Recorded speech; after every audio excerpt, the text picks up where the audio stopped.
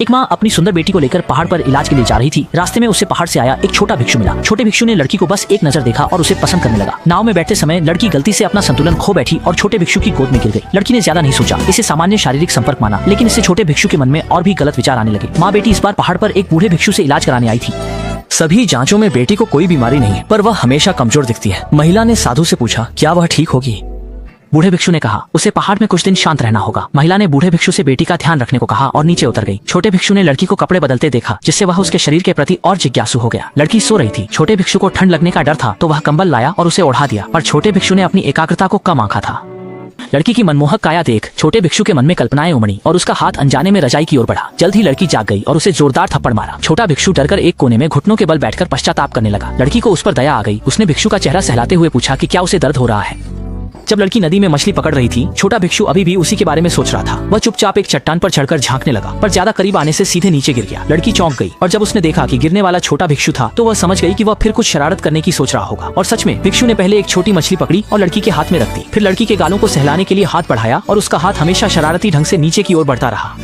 लड़की ने गुस्से में उसे नदी में धकेल दिया। अगले दिन छोटा भिक्षु दवा पीसते हुए लड़की को घूरता रहा। गुरुजी ने उसे धीरे करने और ध्यान केंद्रित करने को कहा। जल्द ही दवा पीस गई। छोटे भिक्षु ने उसे लड़की को पीने के लिए दिया। उसे खुश करने के लिए उसने गोताखोरी का प्रदर्शन किया, पर बहुत देर तक वह बाहर नहीं आया। लड़की चिंतित थी, उसे डर था कि वह डूब जाएगा। तभी छोटा भिक्षु अचानक बाहर निकला और लड़की को भी नदी में खींच लिया, पर लड़की को तैरना नहीं आता था। छोटे भिक्षु ने तुरंत लड़की को नाव पर ले लिया। पानी में गिरने के बाद लड़की के कपड़े भीगकर शरीर से चिपक गए थे, जिससे वह और भी सुंदर दिख रही थी। छोटा भिक्षु आखिर खुद को रोक नहीं पाया। वह लड़की को खींचकर लाल बिलो के जंगल में ले गया। ऐसे ही पता नहीं कितनी देर बाद दोनों एक के बाद एक चट्टान के पीछे से बाहर निकले, पर अभी 2 कदम ही चले थे कि लड़की को बहुत असहज महसूस हुआ। वह नीचे बैठ गई और बोली कि वह चल नहीं पा रही है।